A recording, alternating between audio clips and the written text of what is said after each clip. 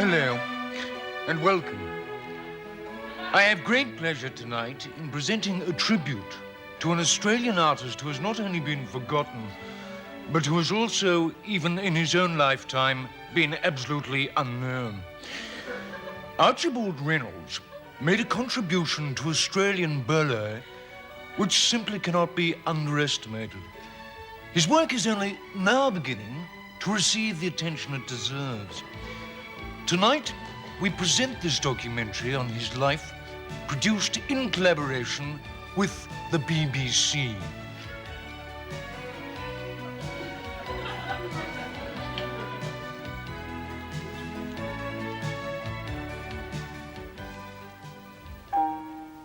Archibald Reynolds was born on the 1st of April, 1900. He was the son of Cecil and Agnes Reynolds, successful glue manufacturers of Pleasant Hills. The young Archibald was a beautiful child with a mass of fair, curly hair.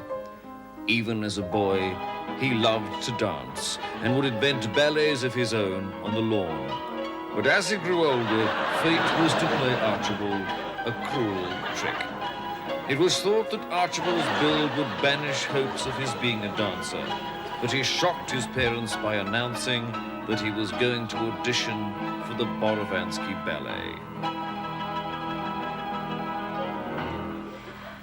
I remember I was in my first year and we all thought we were frightfully lucky to be in the company. And there was a boy who used to come along every day wanting to join. Of course, there was no hope, but he would come along every day and the teachers would throw him out, but the next day he'd be back again. Well, his enthusiasm, like everything else about him, was enormous. He drove them mad writing letters asking for auditions. Well, they tried to talk him into doing something else with his life, but all he ever wanted to do was dance. I think persistence was his greatest quality. In fact, it was his only quality. Failing to gain a place in any Australian ballet school, Archibald took the inheritance from his parents who had died of embarrassment and embarked for Europe. Here he danced his way across the continent while being rejected by ballet schools in Paris, Berlin, Moscow, London, and Rome. Home once again, Archibald determined that he would from then on form his own company and stage his own ballets.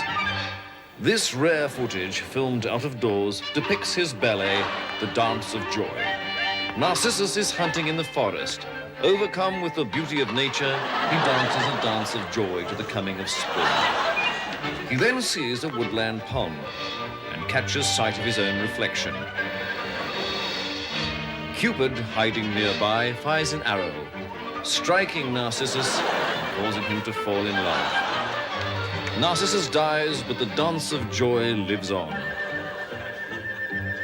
The ballet was not a success.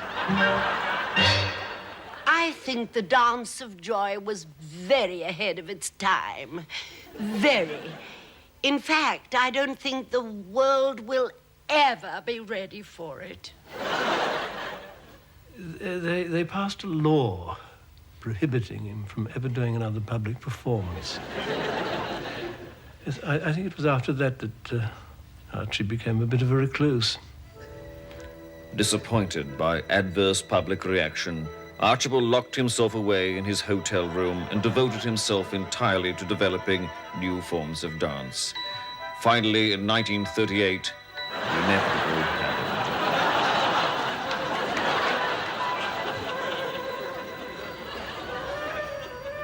Today, the only monument to Archibald James Reynolds is this tiny, almost insignificant grave tucked away in a corner of the Pleasant Hills Cemetery.